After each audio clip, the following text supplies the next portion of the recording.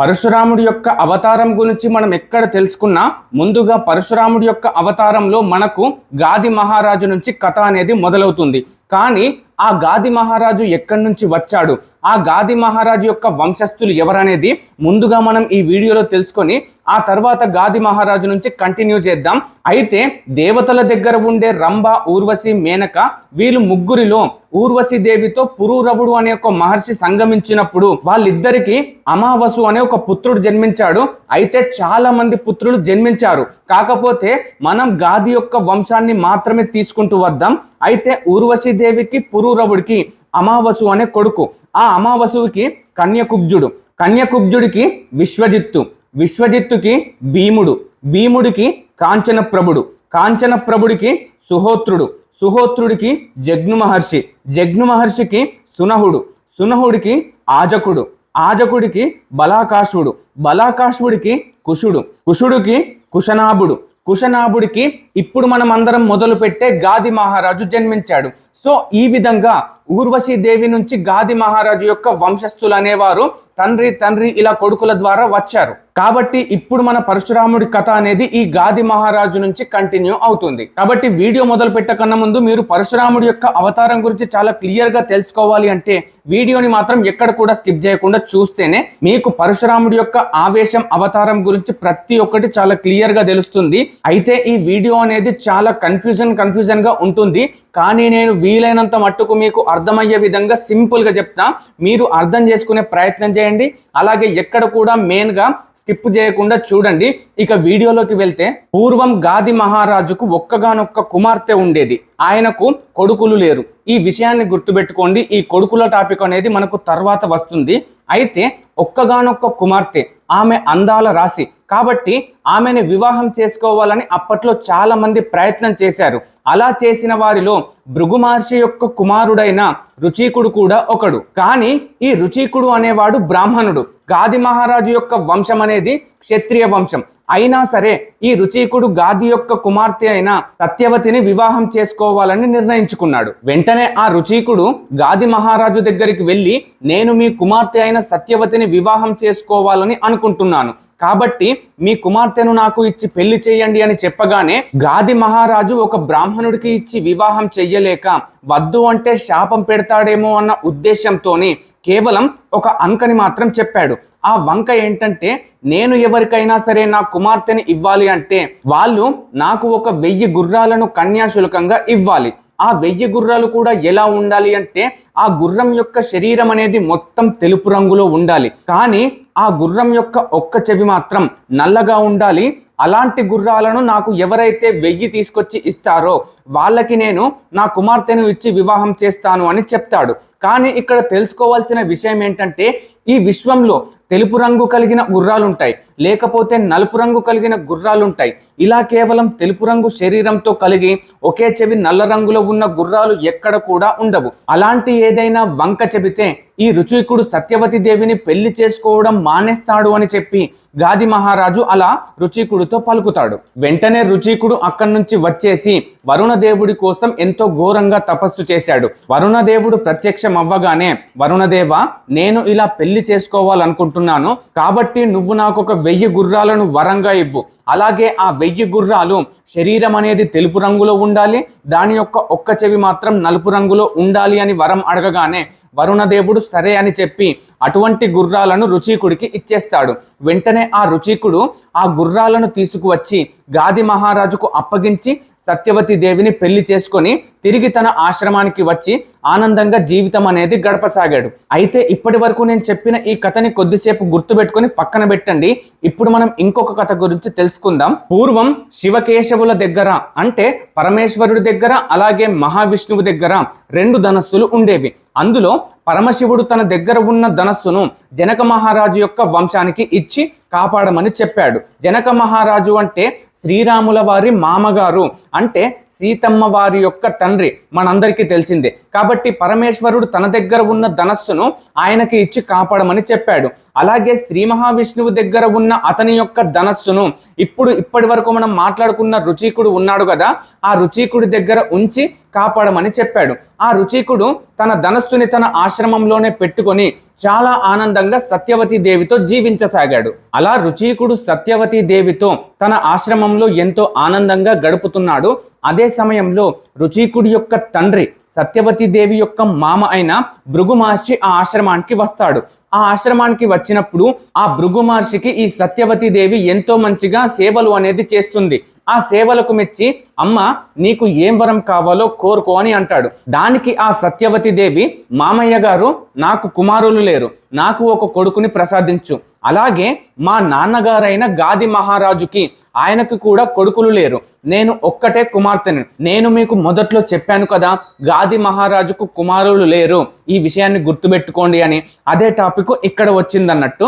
అయితే ఈ సత్యవతి దేవి భృగు మహర్షితో నాకు ఒక కుమారుణ్ణి ప్రసాదించండి, అలాగే మా అమ్మగారికి కూడా ఒక పుత్రుణ్ణి ప్రసాదించండి అని చెప్పి కోరుతుంది. సత్యవతి దేవి అడిగిన వరానికి భృగు మహర్షి సరే అని చెప్పి ఒక 2 పాత్రలను సృష్టిస్తాడు. ఆ 2 పాత్రల్లో అవిస్సు అనేది ఉంటుంది.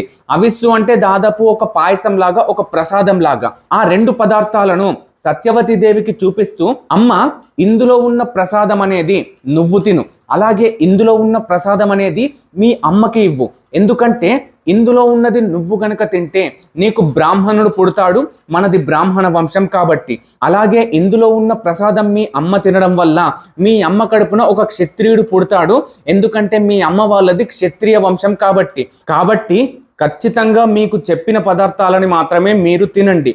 అలా తిన్న తర్వాత నువ్వేమో మేడి చెట్టును కౌగిలించుకో, ఎందుకంటే నీకు గర్భదోష నివారణ అనేది పోతుంది. అలాగే మీ అమ్మని రావి చెట్టును కౌగిలించుకోమని చెప్పు. అలా కౌగిలించుకోవడం ద్వారా మీ అమ్మ కూడా గర్భదోష నివారణ అనేది పోతుంది. కాబట్టి నేను చెప్పిన విధంగా మాత్రమే తినండి, అస్సలు పాత్రలు మార్చకండి అని చెప్తాడు. అలా చెప్పేసి వాళ్ళకి ఇచ్చేసి అక్కడి నుంచి వెళ్ళిపోతాడు. ఆ ప్రసాదాలని ఎంతో ఆనందంగా సత్యవతి తీసుకుంటుంది. కానీ ఆ భృగు మహర్షి చెప్పింది మర్చిపోతుంది, ఎందుకంటే తను చాలా ఆనందంలో ఉంటుంది. అయితే భృగు మహర్షి వెళ్ళిపోయిన తర్వాత సత్యవతి దేవి యొక్క అమ్మ అనేది వస్తుంది.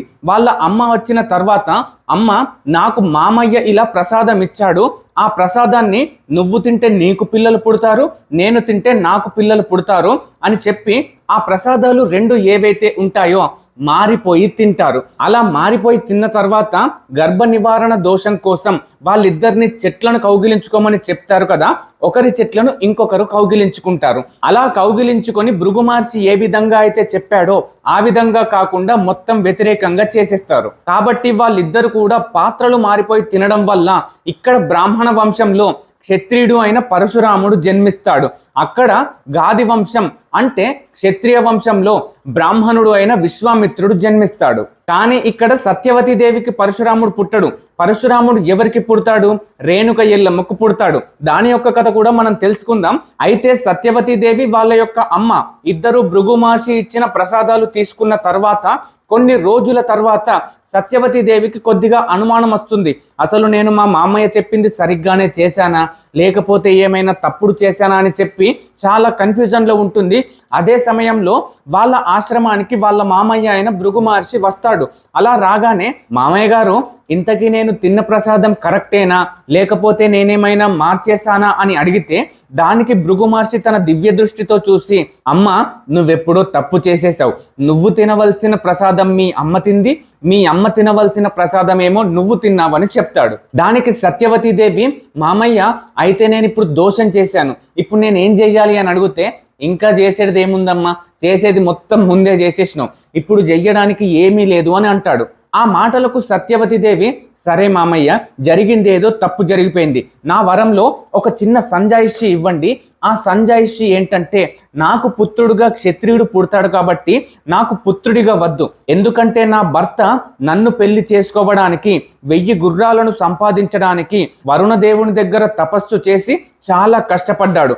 కాబట్టి నేను అతనికి క్షత్రియుని ఇచ్చి అతన్ని బాధ పెట్టలేను. కాబట్టి నా వంశంలో క్షత్రియుడు రాని, కాకపోతే నాకు పుత్రుడిగా వద్దు, నాకు మనవడిగా ఇవ్వు అని చెప్పి అడుగుతుంది. దానికి భృగు మహర్షి కొద్దిసేపు ఆలోచించి, సరే నీ వంశంలోనే వస్తుండు కదా, అయితే కొడుకుగా వస్తే ఏంటి, మనవడిగా వస్తే ఏంటి, ఎక్కడికి వాళ్ళ వంశంలోనే వస్తుంది కదా అని చెప్పి భృగు మహర్షి సత్యవతి దేవికి ఒక కుమారుణ్ణి ప్రసాదిస్తాడు. ఆ కుమారుని పేరే జమదగ్ని. ఆ జమదగ్ని యొక్క కుమారుడే పరశురాముడు. ఆ పరశురాముడే ఈ సత్యవతి దేవికి మనవడిగా జన్మిస్తాడు. కానీ గాది మహారాజుకు మాత్రం విశ్వామిత్రుడే జన్మిస్తాడు, అందులో ఎటువంటి మార్పు చేయడానికి లేదు అని చెప్పగానే సత్యవతి దేవి సరే అంటుంది. ఇక్కడ మీరు చూసుకున్నట్టయితే పరశురాముడు జన్మించడానికే ఇంత పెద్ద స్టోరీ ఉంది, ఇన్ని తప్పులు జరిగాయి. అప్పుడు కూడా కొడుకుగా కాకుండా మనవడి రూపంలో వచ్చాడు. కాబట్టి ఆ విధంగా ఈ కథ అనేది పరశురాముడిది చాలా కన్ఫ్యూజింగ్ గా ఉంటుంది.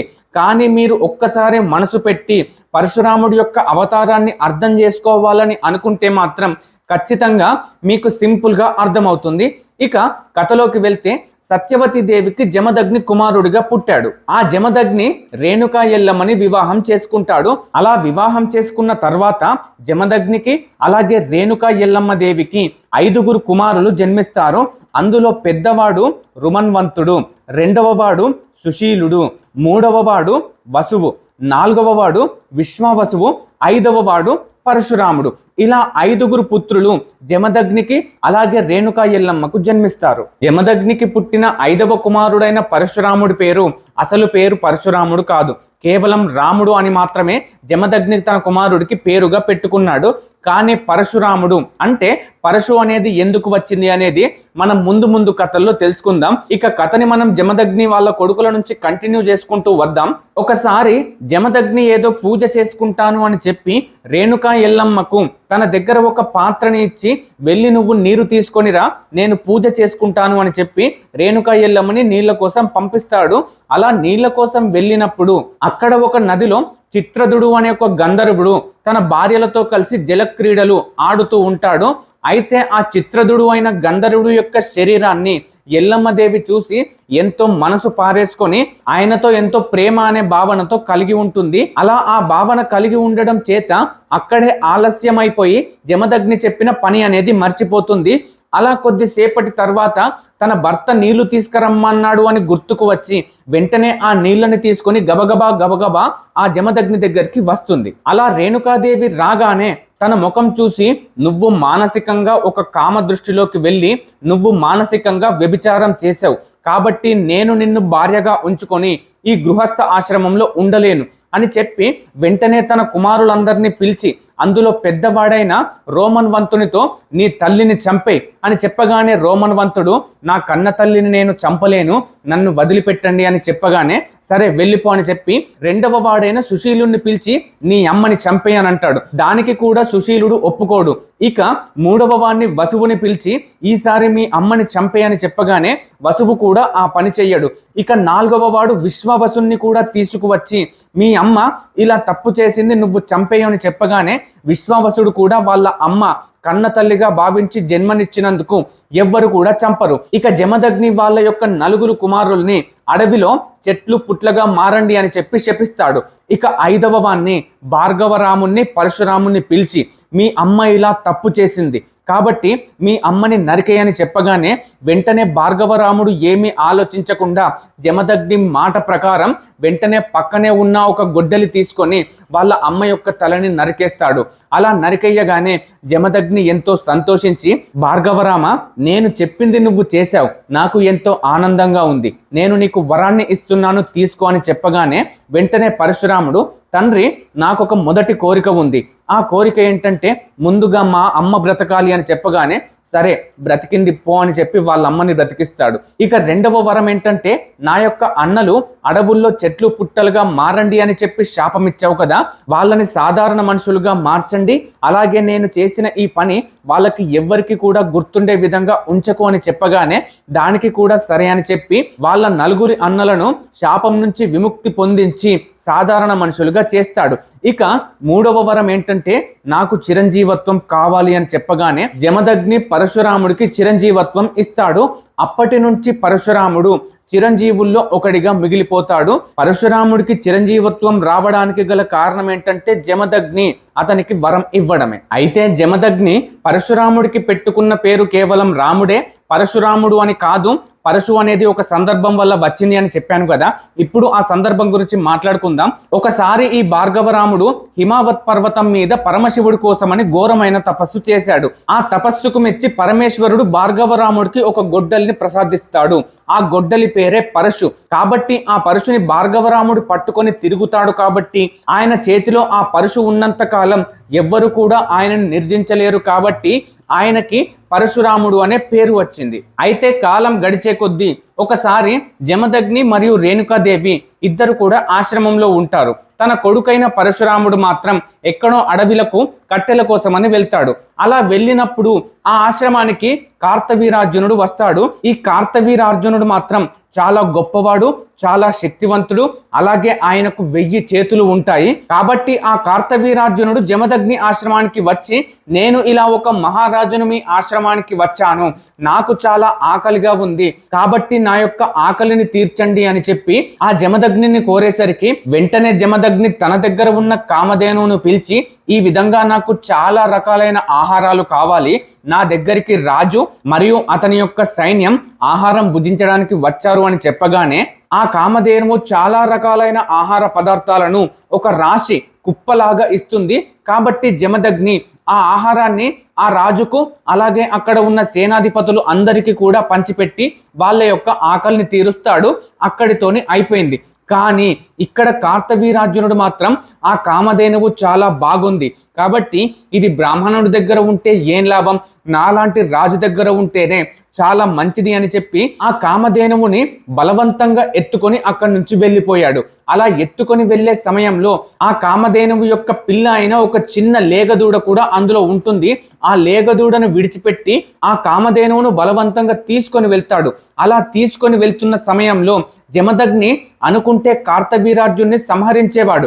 కానీ జమదగ్ని అనేవాడు చాలా మంచివాడు, ఆలోచన విధానం అనేది ఎక్కువగా ఉంది. కాబట్టి అతను కార్తవీరార్జున్ని అంటే ఒక మహారాజు పొజిషన్లో ఉన్నాడు కాబట్టి ఆ మహారాజుని ఏమీ చెయ్యడు.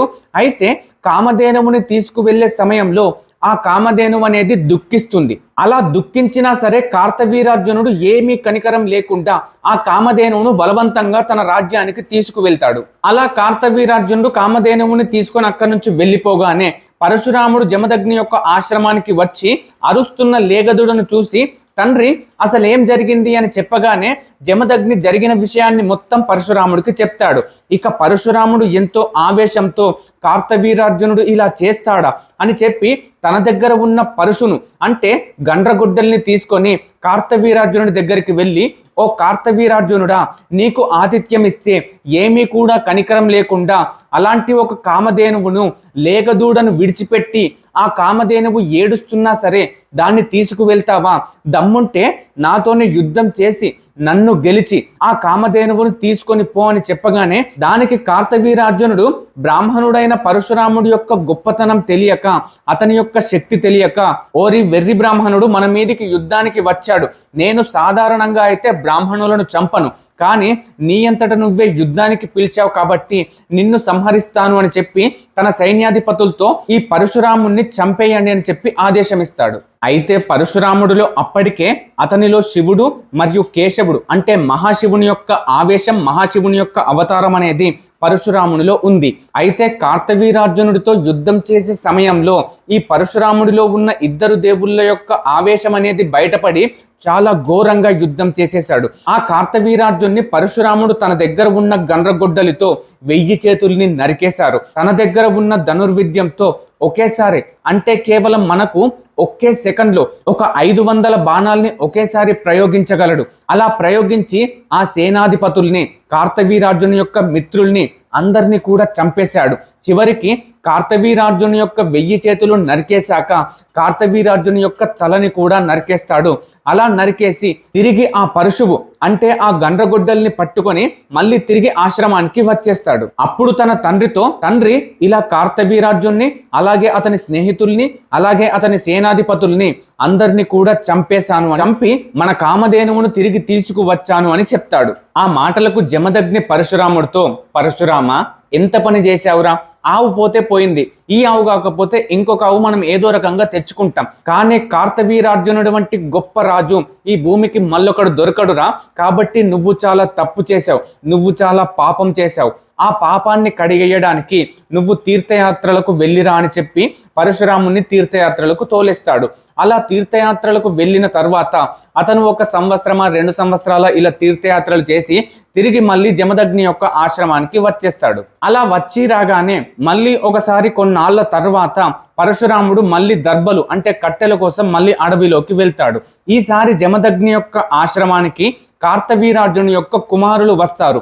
కుమారులు వచ్చి జమదగ్నితో, మా నాన్నని చంపింది మీ కుమారుడే కదా, కాబట్టి మేము ఇప్పుడు నిన్ను చంపేస్తాము అని చెప్పి కార్తవీర్యార్జుని యొక్క కుమారులు పరశురాముడి యొక్క తండ్రి అయిన జమదగ్నిని చంపేస్తారు. చంపేసి అక్కడి నుంచి వెళ్ళిపోతారు.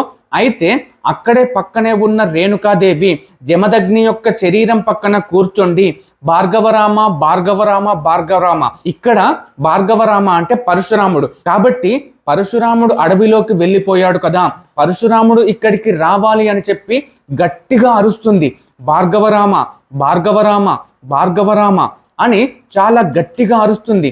అసలు నా తల్లి ఇలా ఎందుకు అరుస్తుంది అని చెప్పి పరశురాముడు ఎంతో ఆవేశంతో ఎంతో వేగంగా ఇక్కడికి వస్తాడు. కానీ ఇక్కడ మనం గమనించాల్సిన విషయం ఏంటంటే పరశురాముడు వచ్చేసరికి రేణుకాదేవి 21 సార్లు పరశురాముడు లెక్క పెట్టుకునే విధంగా భార్గవరామ భార్గవరామ అని పిలిచింది. కాబట్టి అలా 21 సార్లు పిలిచేసరికి పరశురాముడు తన తండ్రి శవం దగ్గరికి వచ్చి, అమ్మ నా తండ్రికి ఏమైందని చెప్పగానే, నువ్వు కార్తవీర్యార్జున్ని సంహరించావు కదా, కార్తవీర్యార్జుని యొక్క కుమారులు ఇప్పుడు ఇక్కడికి వచ్చి మీ నాన్నగారిని సంహరించాడు అని చెప్తారు. వెంటనే పరశురాముడు, అమ్మ నేనేం తప్పు చేశాను, మా నాన్నగారు కార్తవీర్యార్జునుడికి ఎంతో ఆతిథ్యం ఇచ్చాడు, అయినా సరే దాన్ని మర్చిపోయి కార్తవీర్యార్జునుడు కామధేనువును బలవంతంగా తీసుకువెళ్ళాడు.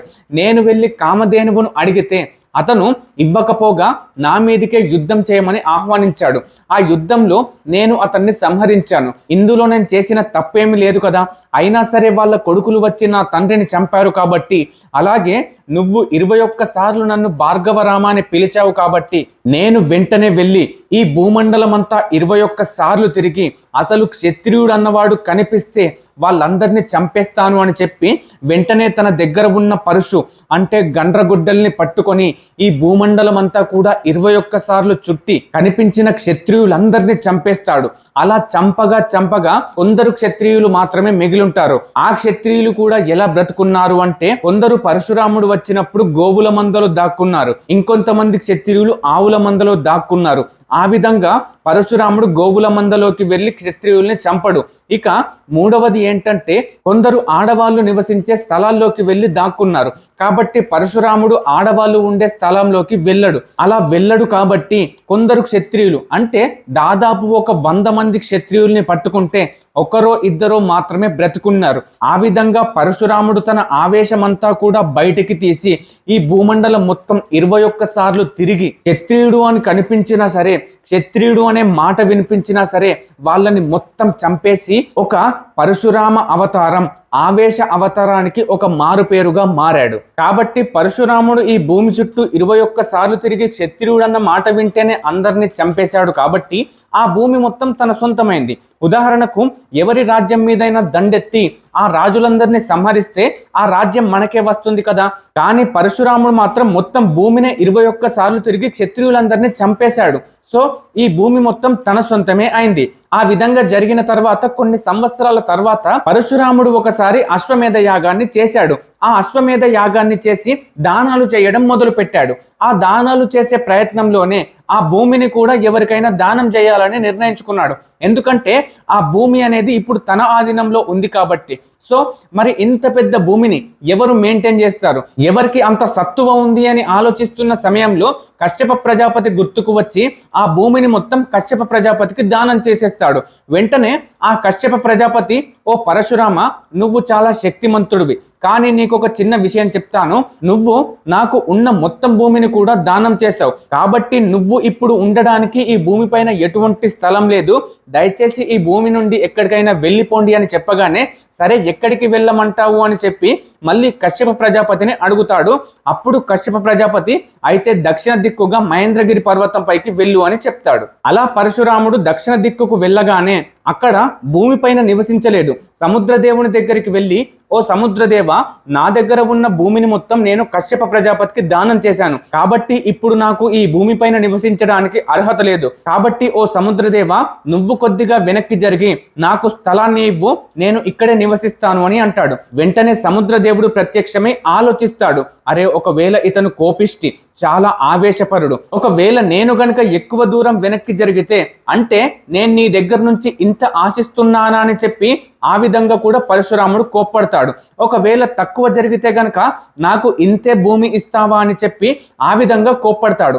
కాబట్టి నేను ఈ యొక్క విషయాన్ని పరశురాముడికే విడిచిపెడతాను అని చెప్పి, ఓ పరశురామ ప్రభు, మీకు ఎంత కావాలో చెప్పండి, నేను అంతే దూరం వెనక్కి వెళ్తాను అని చెప్తాడు.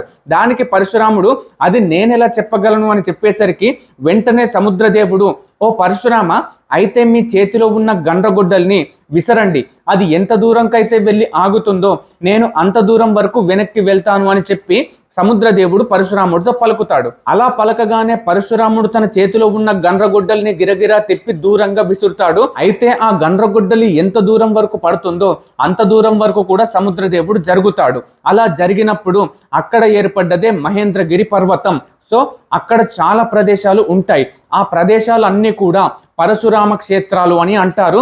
సో ఇవన్నీ కూడా వాస్తవంగా జరిగినవే, ఏవి కూడా కల్పితమైన కథలు కావు. సో కశ్యప ప్రజాపతి వెళ్ళగొట్టగానే సముద్రదేవుడు ఇచ్చిన ప్లేస్ లో ఉన్నాడు, కాబట్టి ఇక్కడ పరశురాముడు కశ్యప ప్రజాపతికి దానం చేసిన భూమిపైన లేడు, సముద్రదేవుడు ఇచ్చిన భూమిలో ఉన్నాడు. సో ఇప్పటితోని పరశురాముడి యొక్క కథ అనేది పూర్తయిపోయింది. అంటే ఆయన జీవితానికి సంబంధించిన కథ అనేది పూర్తయింది. కానీ ఇక్కడ మనం ఇంకా చాలా విషయాలు తెలుసుకోవాలి. అదేంటంటే పరశురాముడు అనేవాడు సత్యయుగంలో జన్మించాడు, కానీ అతను ద్వాపర యుగంలో ఉన్నాడు, త్రేతాయుగంలో ఉన్నాడు, చిరంజీవి కాబట్టి కలియుగంలో ఇప్పటికీ కూడా బ్రతికే ఉన్నాడు. కానీ మనకు ఇప్పుడు కలియుగంలో ఎక్కడున్నాడో తెలియదు, కానీ ద్వాపర యుగంలో అలాగే త్రేతాయుగంలో ఎక్కడెక్కడున్నాడో అనేది మనం తెలుసుకుందాం. అయితే పరశురాముడు అశ్వమేధ యాగం చేసినప్పుడు తన దగ్గర ఉన్న భూమిని మొత్తం కశ్యప ప్రజాపతికి దానం చేసేశాడు. అలా పరశురాముడు దానం చేస్తున్నాడు అని తెలుసుకున్న ద్రోణాచార్యుడు, ఇక్కడ ద్రోణాచార్యుడు అంటే మహాభారతంలో కౌరవులు మరియు పాండవుల యొక్క గురువు. ఆ ద్రోణాచార్యుడు పరశురాముడు దానం చేస్తున్నాడని తెలుసుకొని, అప్పటికే ద్రోణాచార్యుడు చాలా కటిక దరిద్రంలో ఉంటాడు. వెంటనే పరశురాముడి దగ్గరికి వెళ్ళి, నేను చాలా దరిద్రంలో ఉన్నాను, దయచేసి నాకు సహాయం చేసి నాకు ఏదైనా సరే దానం చెయ్యండి అని చెప్పగానే పరశురాముడు, నా దగ్గర ఉన్న మొత్తాన్ని కూడా నేను కశ్యప ప్రజాపతికి దానం చేశాను, కానీ ఇప్పుడు నా దగ్గర ఉన్నవి కేవలం నా యొక్క శరీరం మరియు ధనుర్విద్య మాత్రమే, ఇందులో నీకేదైనా కావాలంటే తీసుకో అని చెప్పగానే ఆ మాటలకు ద్రోణాచార్యుడు, మీ శరీరంతో నేనేం చేసుకుంటాను, కాబట్టి మీ యొక్క ధనుర్విద్యని నాకు ఇవ్వండి, నేను కనీసం గురువుగా అయినా వ్యవహరిస్తాను అని చెప్పి పరశురాముడి దగ్గర నుంచి ధనుర్విద్యని స్వీకరిస్తాడు ద్రోణాచార్యుడు. అలా పరశురాముడు ఇచ్చిన ధనుర్వేద విద్యతోనే మహాభారతంలో అలాగే ఈ విశ్వంలో కూడా ఒక గొప్ప గురువుగా, ఒక గొప్ప ఆచార్యుడుగా ప్రసిద్ధికెక్కాడు. అయితే పరశురాముడి యొక్క ఒక శిష్యుడు ద్రోణాచార్యుడు, ఇంకా ఇద్దరు శిష్యులు ఉన్నారు, వాళ్ళ గురించి కూడా ఇప్పుడు మనం తెలుసుకుందాం. అయితే ద్రోణాచార్యుడు కురువంశస్థులకు అంటే కౌరవులకు అలాగే పాండవులకు ఇద్దరికి కూడా విద్యాభ్యాసం నేర్పిస్తున్నాడు. అలా నేర్పిస్తున్న సమయంలో కర్ణుడు ద్రోణాచార్యుడి దగ్గరికి వస్తాడు, అతనికి కూడా విద్యాభ్యాసం నేర్పిస్తాడు. కానీ కర్ణుడు ద్రోణాచార్యుడి దగ్గరికి వెళ్ళి నాకు బ్రహ్మాస్త్రం ప్రసాదించండి అని అడుగుతాడు. అప్పుడు ద్రోణాచార్యుడు కర్ణుడి మాటలకు, బ్రహ్మాస్త్రం అనేది బ్రాహ్మణులకు గాని క్షత్రియులకు మాత్రమే ప్రసాదించాలి, నీలాంటి సూతుడికి నేను ప్రసాదించను అని చెప్పేసరికి వెంటనే కర్ణుడు ద్రోణాచార్యుడి పైన కోపంతో ఎలా అయినా సరే బ్రహ్మాస్త్రాన్ని సంపాదించాలి అని చెప్పి మహేంద్రగిరి పర్వతంపై ఉన్న పరశురాముడి దగ్గరికి వెళ్తాడు. అలా పరశురాముడి దగ్గరికి వెళ్ళి నాకు ఇలా బ్రహ్మాస్త్రాన్ని ప్రసాదించండి, నాకు ఇలా ధనుర్విద్యని నేర్పించండి అని చెప్తాడు. దానికి పరశురాముడు, నేర్పిస్తాను, కానీ నువ్వు ఎవరు అని చెప్పగానే నేను ఒక బ్రాహ్మణుణ్ణి అని చెప్పి అబద్ధం చెప్తాడు. ఎందుకంటే నేను ఒక సూతుణ్ణి అని గనుక చెప్తే పరశురాముడు నాకు బ్రహ్మాస్త్రాన్ని నేర్పించడు ఏమో అని చెప్పి కర్ణుడు పరశురాముడికి అబద్ధం చెప్తాడు. అలా కర్ణుడు పరశురాముడితో నేను బ్రాహ్మణుని అని చెప్పగానే పరశురాముడు నిజంగానే బ్రాహ్మణుడు కావచ్చు అని చెప్పి కర్ణుడికి ధనుర్విద్యను అలాగే బ్రహ్మాస్త్రాన్ని అన్ని అస్త్రాలను విద్యలను కూడా ప్రయోగించడం ఉపసంహరించడం అన్ని నేర్పిస్తాడు. అయితే ఇలా కాలం గడుస్తున్న సమయంలో ఒకసారి కర్ణుడు మరియు పరశురాముడు ఇద్దరు కూడా అడవిలో వెళ్తున్నప్పుడు పరశురాముడికి ఎంతో అలసటగా అనిపిస్తుంది. ఆ సమయంలో పరశురాముడు నేను పడుకుంటాను అని చెప్తాడు. వెంటనే కర్ణుడు కింద కూర్చొని ఓ గురుదేవ మీరు నా తొడపైన పడుకోండి అని చెప్పి కర్ణుడు అక్కడ కింద కూర్చుంటే వెంటనే పరశురాముడు కర్ణుడి యొక్క తొడపైన నిద్రిస్తాడు. అలా నిద్రిస్తున్న సమయంలో పరశురాముడి తొడ కింద ఒక చిన్న పురుగులాగా వస్తుంది. ఆ పురుగు వచ్చి కర్ణుడి యొక్క తొడని మొత్తం ఇలా చీలుస్తూ రక్తం వచ్చేలాగా కూడా కుడుతుంది. అయినా సరే కర్ణుడు అస్సలు కూడా కదలడు. ఎందుకంటే తన గురువైన పరశురాముడికి నిద్రాభంగం కలుగుతుంది అని చెప్పి వెంటనే ఆ పురుగు అలా అక్కడ కొరకడంతో రక్తం అనేది విపరీతంగా కారి అది పారుతూ పరశురాముడు పడుకున్న ప్రదేశానికి వచ్చి పరశురాముడికి ఆ రక్తం అనేది తగులుతుంది. అక్కడ తడిగా తగలడంతో వెంటనే పరశురాముడికి మెలకు వచ్చి అక్కడ ఏం జరిగింది అని చూసేసరికి కర్ణుడి యొక్క తొడ నుంచి రక్తం రావడం అనేది గమనిస్తాడు. అలా గమనించి వెంటనే కర్ణుడితో ఓ కర్ణ నువ్వు నాకు అబద్ధం చెప్పావు. ఎవరైనా సరే బ్రాహ్మణుడు అనేవాడు ఇంత నొప్పికి అస్సలు ఓర్చుకోడు. కేవలం క్షత్రియులు లేకపోతే వేరే వంశస్థులు మాత్రమే ఇంత నొప్పికి ఓర్చుకుంటారు. కాబట్టి నువ్వు నాకు అబద్ధం చెప్పావు. ఇప్పుడు నాకు నువ్వు ఖచ్చితంగా నిజం చెప్పు. ఎవరు నువ్వు అని చెప్పగానే ఓ గురువర్య నాకు మీరు బ్రహ్మాస్త్రం అలాగే ధనుర్విద్య నేర్పరు అన్న ఉద్దేశంతోనే నేను మీకు అబద్ధం చెప్పాను.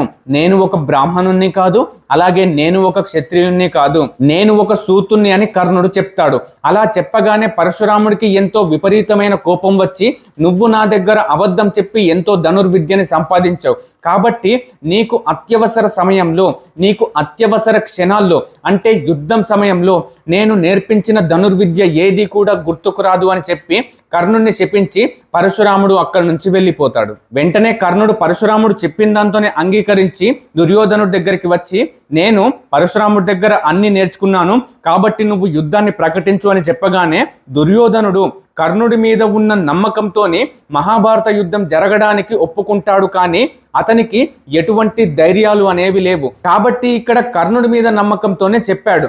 కర్ణుడు పరశురాముడు నేర్పించిన దాంతోనే చెప్పాడు. కాబట్టి మహాభారతం అంతా కూడా జరగడానికి ఇక్కడ పరశురాముడు కూడా పరోక్షంగా ఒక కారణం. కాబట్టి మహాభారతంలో ద్రోణాచార్యుడు కర్ణుడికి ఇద్దరికి గురువుగా వ్యవహరించాడు పరశురాముడు. అలాగే ఇంకొకరికి మూడవ వ్యక్తికి కూడా పరశురాముడు విద్యాభ్యాసం అనేది నేర్పించాడు. అతనెవరో కాదు, భీష్మ పితామహుడు. ఈ భీష్మ పితామహుడు గంగాదేవి యొక్క పుత్రుడు.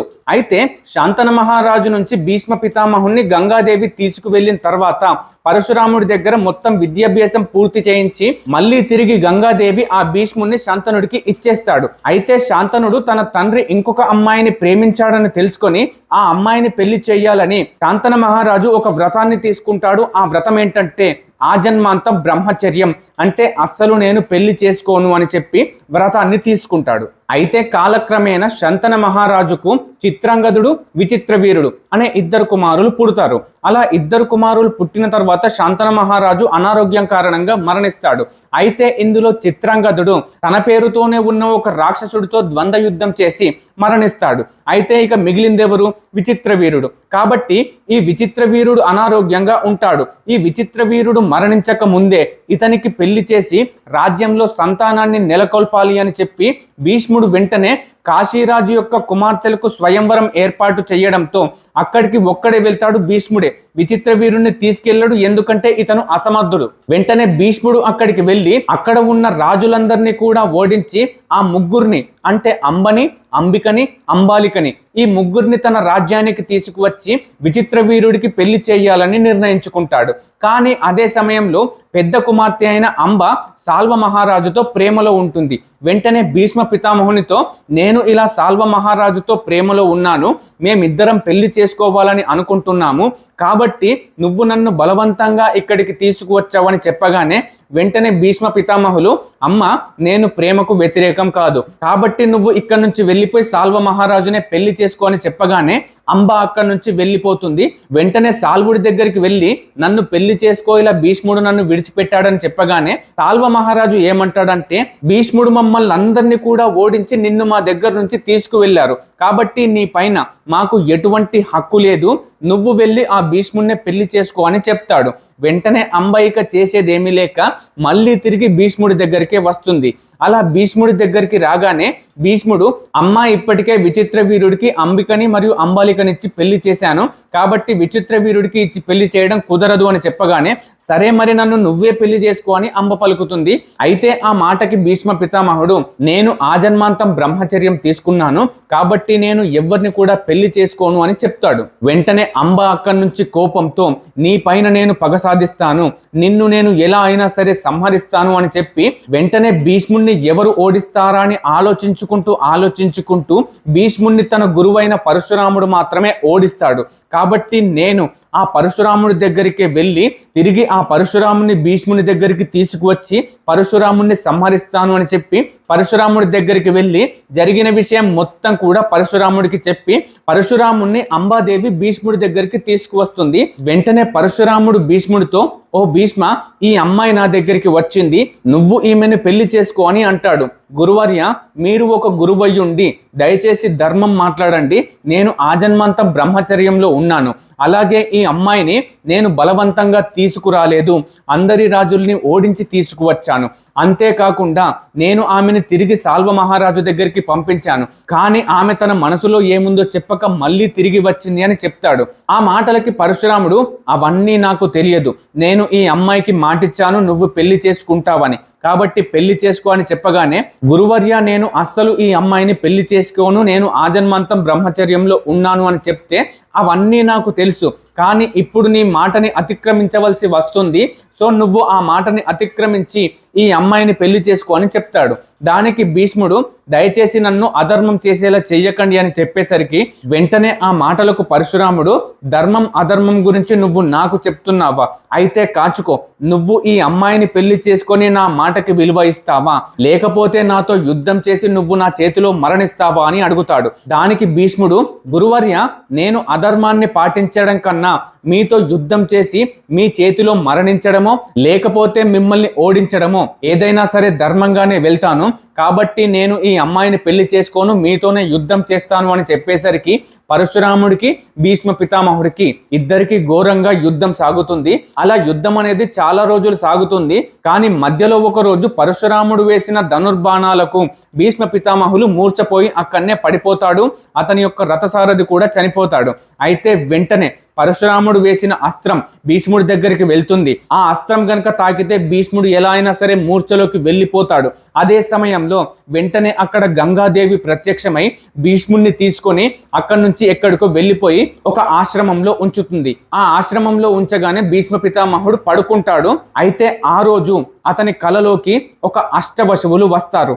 ఆ అష్టవశువులు వచ్చి, చూడు భీష్మ, మేమందరం కూడా అష్టవశువులము, కాబట్టి నువ్వు మేము వేరు కాదు, మాలోనే నువ్వు ఒకడివి, కాబట్టి ఇప్పటి నుంచి నువ్వు పరశురాముణ్ణి ఓడించాలంటే నీకు మోహన అస్త్రం కావాలి అని చెప్పి ఆ అష్టవశువులు మోహన అస్త్రాన్ని ప్రసాదిస్తారు మన భీష్ముడికి. అయితే వెంటనే ఆ భీష్ముడు వాళ్ళ దగ్గర నుంచి మోహన అస్త్రాన్ని ప్రయోగించడం, ఉపసంహరించడం రెండింటిని నేర్చుకొని తిరిగి మళ్ళీ పరశురాముడితో యుద్ధం చేయడానికి వస్తాడు భీష్ముడు. అలా యుద్ధం చేయడానికి వచ్చి తిరిగి మళ్ళీ యుద్ధం అనేది కొనసాగుతున్న సమయంలో మళ్ళీ ఈసారి పరశురాముడు భీష్ముని యొక్క రథసారథిని పడగొడతాడు. భీష్ముడిని కూడా మూర్ఛపోయేలా చేయడానికి ప్రయత్నిస్తాడు. కానీ అదే సమయంలో భీష్ముడికి అష్టవశువులు చెప్పిన మోహనాస్త్రం అనేది గుర్తుకు వస్తుంది. అలా మోహనాస్త్రం గుర్తుకు వచ్చి మోహన అస్త్రం వేస్తున్న సమయంలో వెంటనే అక్కడ నారదుడు ప్రత్యక్షమై, ఓ భీష్మ పితామహ, నీ గురువునే చంపిన పాపం నీకు వద్దు, కాబట్టి నువ్వు మోహన అస్త్రం వెయ్యవద్దు, కాబట్టి నువ్వు నీ అస్త్రాన్ని విరమించుకో అని చెప్పగానే భీష్ముడు తన మోహన అస్త్రాన్ని విరమించుకుంటాడు. అక్కడనే గంగాదేవి అలాగే అష్టవశువులు కూడా ప్రత్యక్షమై వాళ్ళు కూడా ఇదే మాట చెప్తారు. వెంటనే భీష్ముడి యొక్క తల్లైన గంగాదేవి పరశురాముడి దగ్గరికి వెళ్ళి, ఓ పరశురామ ప్రభు, నా కుమారుడైన భీష్ముని దగ్గర మోహన అస్త్రం ఉంది, అది నీ మీదికి వేస్తే నువ్వు చనిపోతావు, కానీ నా పుత్రుడు భీష్ముడు నీ మీద ఉన్న మమకారంతో, గురువు మీద ఉన్న ప్రేమతో నీ మీదికి వెయ్యడం లేదు. అయితే పరశురామ ప్రభు, నువ్వు ఇంకొక విషయం తెలుసుకోవాల్సింది ఏంటంటే, భీష్ముడు నీకు భయపడి ఈ యుద్ధం చేయట్లేదు, అలాగే అతను ఎటువంటి అధర్మాన్ని చేయట్లేదు. కేవలం అతను ధర్మాన్ని పాటించడానికి మాత్రమే నీతోని యుద్ధం చేస్తున్నాడు తప్పించి అతను ఏమీ అధర్మపరుడు కాదు. కాబట్టి నువ్వు అతని ధర్మాన్ని గుర్తించి అతన్ని ఆదరించు అని చెప్పగానే వెంటనే పరశురాముడు తన యుద్ధాన్ని విరమించుకొని భీష్ముడి దగ్గరికి వెళ్ళి, ఓ పుత్ర, నిన్ను చూస్తే నాకు చాలా గర్వంగా ఉంది. నువ్వు పాటించిన ధర్మం అమోఘం. నన్ను ఈ భూమండలం మొత్తంలో, నా జన్మం మొత్తంలో ఓడించిన ఒకే ఒక్కడివి నువ్వే, అది కూడా నువ్వు నా శిష్యుడివే. కాబట్టి ఓ శిష్యుడి చేతిలో ఓడిపోయినందుకు నేను చాలా గర్విస్తున్నాను అని చెప్తాడు. అయితే పరశురాముణ్ణి ఓడించిన వ్యక్తి తన శిష్యుడైన భీష్మ పితామహులు మాత్రమే. అయితే ఆ విధంగా పరశురాముడు తన యుద్ధాన్ని నివారించుకొని అంబాదేవి దగ్గరికి వెళ్ళి, ధర్మం అనేది భీష్ముడి వైపు ఉండడం వల్ల నేను ఏమీ చెయ్యలేకపోతున్నాను, ఏమైనా ఉంటే మీరు చూసుకోండి అని చెప్పి పరశురాముడు అక్కడి నుంచి వెళ్ళిపోతాడు. ఆ తర్వాత అంబ ఎంతో గొప్పగా తపస్సు చేసి తను మళ్ళీ ఒక జన్మలో భీష్మ పితామహుడి దగ్గరికి వచ్చి యుద్ధంలో భీష్మ పితామహుడిని సంహరిస్తుంది. అది వేరే మ్యాటరు, అందులోకి వెళ్తే మళ్ళీ మనకి ఇంకా టైం అనేది వేస్ట్ అవుతుంది. కాబట్టి ఈ విధంగా పరశురాముడు అనేవాడు ద్వాపర యుగంలో మహాభారతంలో భీష్మ పితామహులకు, ద్రోణాచార్యులకు, కర్ణుడికి, ఈ ముగ్గురికి కూడా శిష్యరికం చేశాడు. అలాగే త్రేతాయుగంలో రాముడితో కూడా ఒక సందర్భంలో పరశురామ ప్రభు రాముడితో కలిశాడు. ఇప్పుడు ఆ సందర్భాన్ని కూడా మనం చర్చిద్దాం. అయితే రామాయణం కాలంలో పరశురాముడు ఎలా ఉన్నాడు అనే తెలుసుకునే కన్నా ముందు మీకు వీడియో మొదట్లో శివుడు మరియు కేశవుడు వీళ్ళిద్దరి దగ్గర 2 ధనస్సులు ఉన్నాయి. అది ఒకటి జనక మహారాజు దగ్గర, ఇంకొకటి ఈ పరశురాముడి యొక్క తాత అయిన రుచికుడి దగ్గర పెట్టాడు అని చెప్పాను కదా. ఇప్పుడు ఆ సందర్భం గురించే వస్తాను. అయితే శ్రీరాముల వారు సీతమ్మ వారిని పెళ్లి చేసుకోవడానికి జనక మహారాజు దగ్గరికి వెళ్లి శివధనుస్సును విరిచేస్తాడు కదా.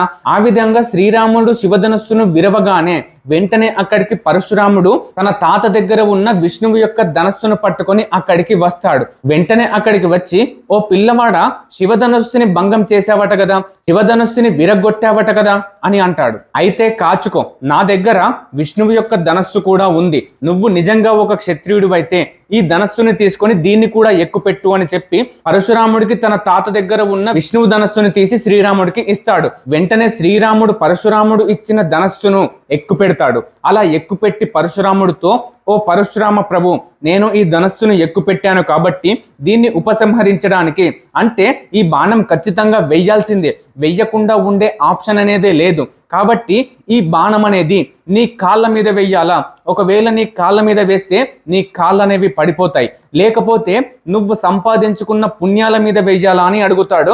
దాంతో పరశురాముడు, అయితే ఇక్కడ ఉంది కేవలం సాధారణమైన బాలకుడు కాదు, సాక్షాత్తు మహావిష్ణువి అవతారమనే గ్రహించి వెంటనే ఆ బాలకుడితో, ఓ శ్రీరామ, నువ్వు గనక నా కాళ్ళని కొట్టేసి నేను ఈ కాళ్ళు లేకుండా పడిపోతే నేను ఈ భూమి మీదనే ఉండవలసి వస్తుంది. కానీ నేను ఈ భూమినంతటిని కూడా కశ్యప ప్రజాపతికి దానం చేసేసాను. కాబట్టి రాత్రి సమయం వరకల్లా నేను ఈ భూమిని విడిచిపెట్టి మహేంద్రగిరి పర్వతానికి వెళ్ళాలి. అయితే నువ్వు ఆ బాణాన్ని ఎక్కుపెట్టావు కాబట్టి నేను ఇప్పటి వరకు సంపాదించిన పుణ్యఫలం మీద కొట్టే, నువ్వు ఆ కొట్టిన బాణంతో నా పుణ్యఫలాలన్నీ పోయినా సరే అని చెప్పి అంటాడు. కాబట్టి ఆ విధంగా పరశురాముడు పలకగానే వెంటనే శ్రీరాముడు ఎక్కుపెట్టిన విష్ణు ధనస్సును పరశురాముడు యొక్క పుణ్యఫలాల మీద కొట్టేస్తాడు. అలా కొట్టేయగానే పరశురాముడి యొక్క తేజస్సు అనేది మొత్తం క్షీణించిపోతుంది. క్షీణించిపోయి తిరిగి అతను మహేంద్రగిరి పర్వతానికి వచ్చేస్తాడు. అలా మహేంద్రగిరి పర్వతానికి వెళ్ళిపోగానే పరశురాముడికి తన పితృదేవతలందరూ కూడా కనిపించి, ఓ పరశురామ, నువ్వు మా కోసం గొప్పవాడైన కార్తవీరార్జున్ని సంహరించావు, అలాగే మా కోసం నువ్వు ఈ భూమి చుట్టూ 21 సార్లు తిరిగి క్షత్రియుడు అనేవాడినే చంపేశావు. సో అంతటి ఆవేశం, అంతటి పుణ్యఫలాన్ని సంపాదించిన నువ్వు ఇప్పుడు ఇలా నిస్సహాయంగా ఉండడం మేము నిన్ను చూడలేకపోతున్నాం. కాబట్టి నువ్వు తిరిగి మళ్ళీ ఆ పుణ్య ఫలాలన్నీ, ఆ తేజస్సుని మళ్ళీ సంపాదించాలంటే ఫలానా ప్రదేశంలో ఇలా వధూసర అనే ఒక నది ఉంటుంది, ఆ నదిలోకి వెళ్ళి నువ్వు స్నానం చెయ్యు. నువ్వు ఆ స్నానం చెయ్యగానే నీకు ఆ విష్ణు ధనస్సు నుంచి పోయిన పుణ్యఫలం అంతా తిరిగి వస్తుందని చెప్పగానే పరశురాముడు తిరిగి ఆ నది దగ్గరికి వచ్చి స్నానం చేయగానే తిరిగి మొత్తం తేజస్సు అనేది ఆయనలోకి వచ్చేస్తుంది. అంత తేజస్సు వచ్చిన తర్వాత పరశురాముడు తన మనస్సులో, ఇక సాక్షాత్తు శ్రీ మహావిష్ణువే శ్రీరాముడి రూపంలో వచ్చాడు కాబట్టి నా అవసరం అనేది ఈ భూమికి లేదు, నేను వెళ్ళి మహేంద్రగిరి పర్వతంపై తపస్సు చేసుకుంటాను అని చెప్పి అక్కడి నుంచి వెళ్ళిపోతాడు. అయితే ఇదే పరశురాముడు 4 యుగాలను కవర్ చేస్తాడు. ఫస్ట్ ఏంటంటే సత్యయుగం, ఆ యుగంలోనే జన్మిస్తాడు. ఇక సెకండ్ ఏంటంటే త్రేతాయుగం, త్రేతాయుగంలో రాముడితో ఇప్పటి వరకు చెప్పిన కదా సందర్భం, ఆ యుగంలో కూడా ఉన్నాడు. ఇక తర్వాత వచ్చేసి ద్వాపరయుగం, ద్వాపరయుగం మహాభారతంలో భీష్ముడికి, ద్రోణుడికి, కర్ణుడికి ముగ్గురికి గురువుగా వ్యవహరిస్తాడు. సో ఆ 3 యుగాలు అయిపోయాయి. ఇప్పుడేంటి కలియుగం. ఈ కలియుగంలో మరి ఎలా ఉన్నాడు అంటే, వచ్చే కాలంలో చాలా అధర్మం పెరిగినప్పుడు శ్రీ మహావిష్ణువు మళ్ళీ ఒక అవతారం ఎత్తుతాడు, అదే కల్కి అవతారం. కాబట్టి ఆ కల్కి అవతారానికి యుద్ధ విద్యలన్నీ నేర్పించడానికి ఈ పరశురామ ప్రభువు మళ్ళీ ఆ మహేంద్రగిరి పర్వతంపై నుండి బయటికి వచ్చి ఆ కల్కి అవతారానికి విద్యాభ్యాసం చేసి అధర్మంపై గెలిచేలా చేస్తాడు. కాబట్టి ఈ విధంగా 4 యుగాల్లో ఉన్న ఏకైక వ్యక్తిగా పేరు పొందాడు మన పరశురాముడు. అయితే ఈ పరశురామ అవతార గురించి ఎవరైతే వింటారో, ఎవరైతే చెప్తారో వాళ్ళ యొక్క జన్మ అనేది ఖచ్చితంగా తరించిపోతుంది. అలాగే శ్రీ మహావిష్ణువు యొక్క అవతారాలన్నింటిలోకించి కూడా పరశురామ అవతారం అనేది ఆవేశ అవతారం. సో ఈ విధంగా పరశురామ అవతారం అనేది ముగిసింది. ఈ వీడియో కనుక మీకు నచ్చితే లైక్ చేసి కామెంట్ చేసి వెళ్ళిపోండి. ఒకవేళ నా నాలెడ్జ్ అనేది మీకు గనక వర్త్ అని అనిపిస్తే నా ఛానల్ని సబ్స్క్రైబ్ చేసుకొని బెల్ ఐకాన్ ఆన్లో పెట్టుకోండి. ఎందుకంటే ఇటువంటి వర్త్ అయిన వీడియోలు ఇంకా ఫ్యూచర్లో చాలా రాబోతున్నాయి. అవన్నీ మీరు తెలుసుకోవాలి అంటే ఖచ్చితంగా నా ఛానల్ని సబ్స్క్రైబ్ చేసుకుంటేనే తెలుసుకోగలరు. ఇక నెక్స్ట్ వీడియోలో మళ్ళీ కలుద్దాం. అంతవరకు బాయ్, మీ నవీన్ కోరే.